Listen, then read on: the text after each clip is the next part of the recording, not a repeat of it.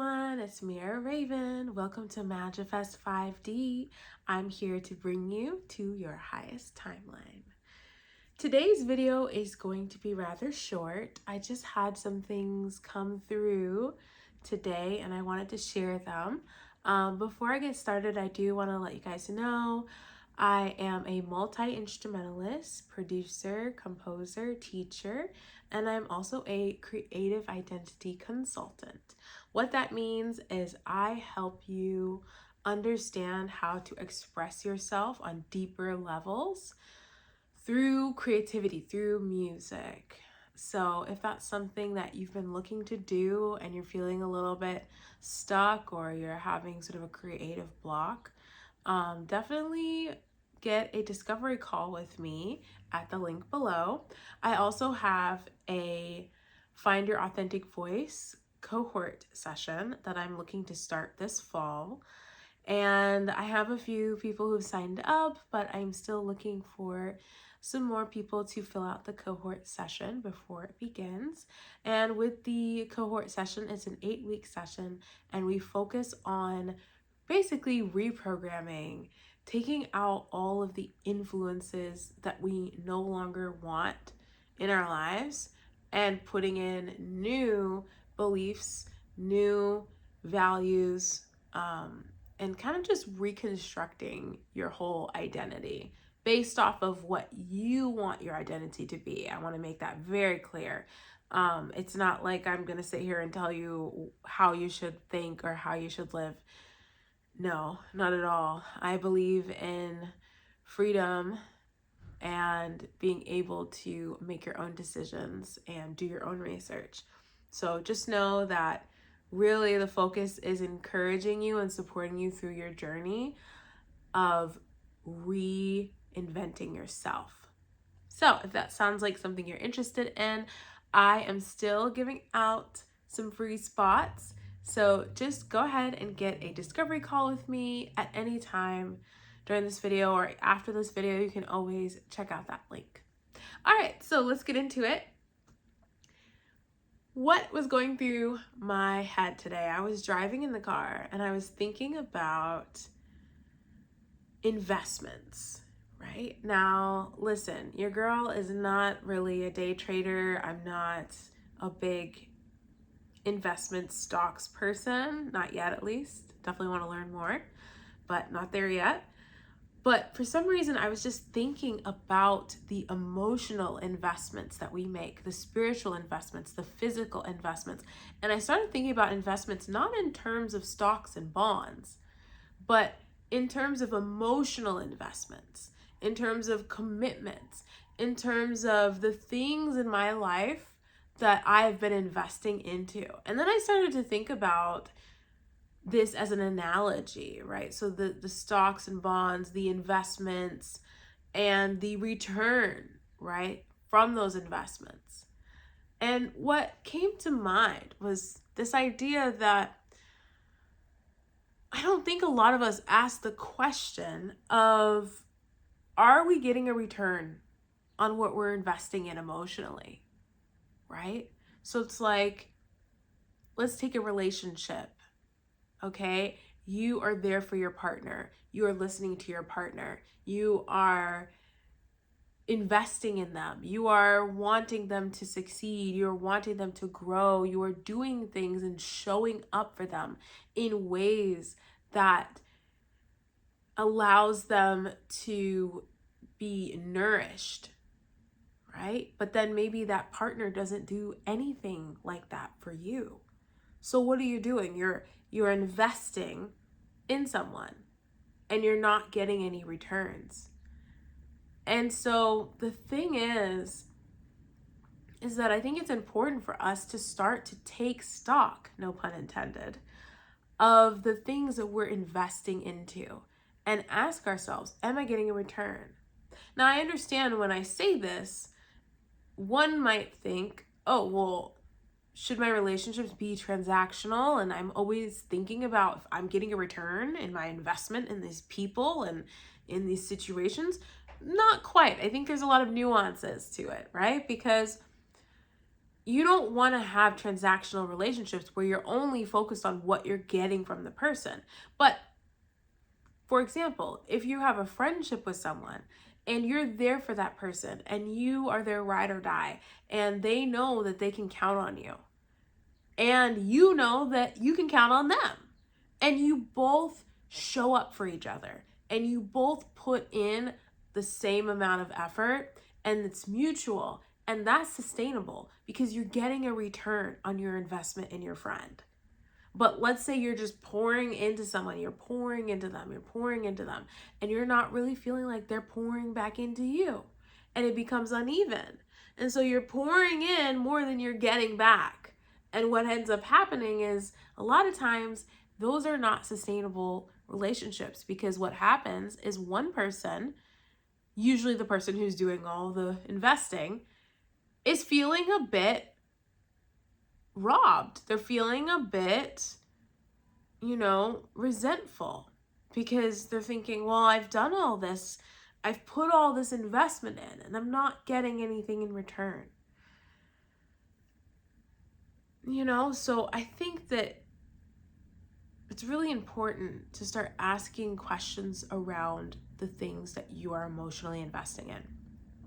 Now, another thing that comes up that I want to mention about this is that, there can be times where we know we're not going to get something back, but we choose to invest anyway.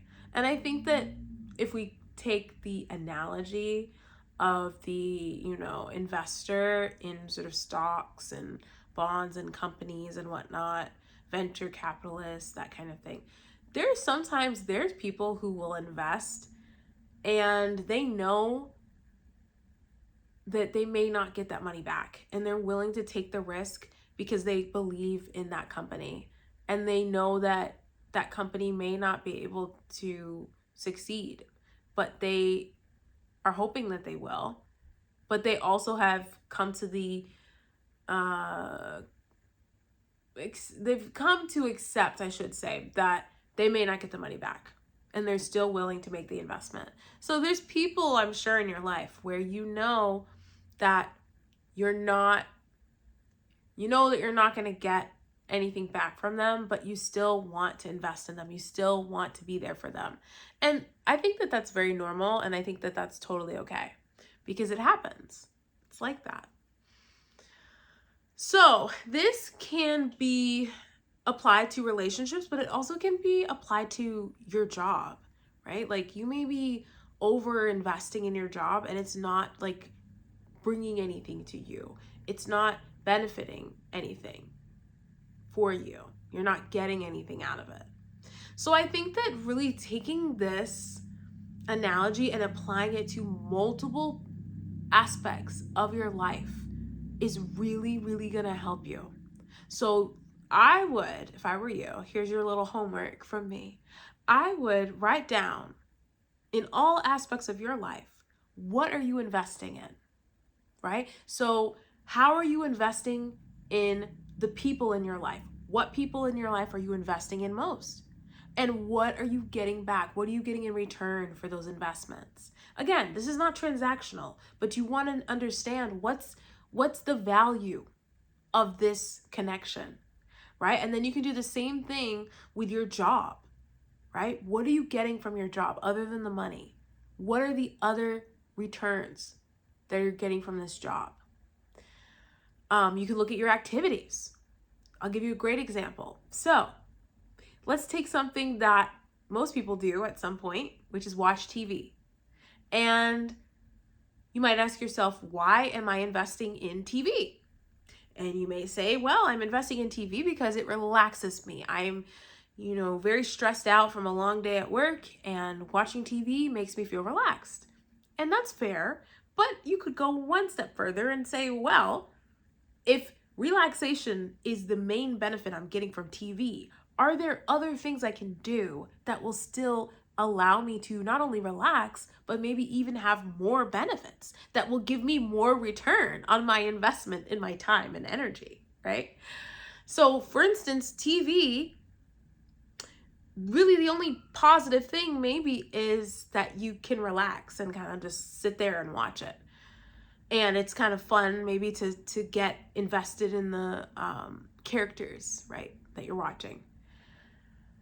But there's a lot of other things you can do to release stress, you know what I mean, that will have more benefits, like if you're doing yoga or if you're exercising, right, or spending time with your friends or something like that, going for a walk in nature. That's going to have a lot more return on your investment than watching TV. So things like that, right? So it doesn't have to just be relationships. It can be the activities that you're investing your time and energy into. It can be where you're putting your attention, right? If you're putting all your attention on Instagram, what is Instagram giving you? Is it giving you long-term sustainability versus a book?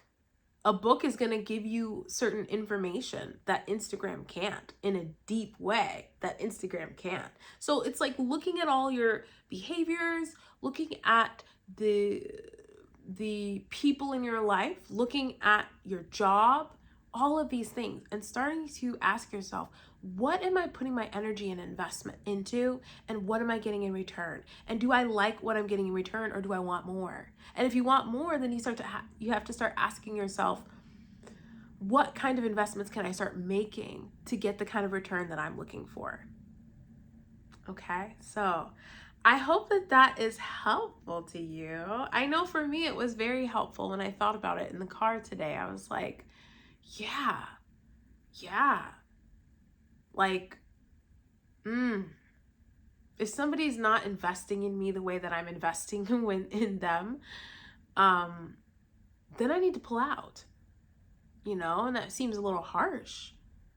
But again, it goes back to what I said before. It's not sustainable if you're not getting what you need, if you're not getting your needs met in your relationships, in your connections, in your everyday life. So take stock of your investments. Figure out where you're getting returns and if those returns are sufficient for you. And let me know in the comments if you have any thoughts on your own investments on this subject. If you agree, disagree. I always love to hear different perspectives, and I'm open to that here on this channel. So feel free to give me your thoughts below in the comments. And again, I want to remind you that we have the cohort session in the fall. You can get a discovery call with me, or if you want to work with me one-on-one and do some creative coaching, creative identity consulting rather, you can also talk to me and get a discovery call. It's completely free. You'll get a chance to learn a little bit more about how I work and, you know, my background and experience. So anyway, I don't want this video to be too long. I'm trying to keep it short today. I hope you enjoyed this video. Please give it a like and subscribe if you want more spiritual guidance. And I will see you next time. Peace, everyone.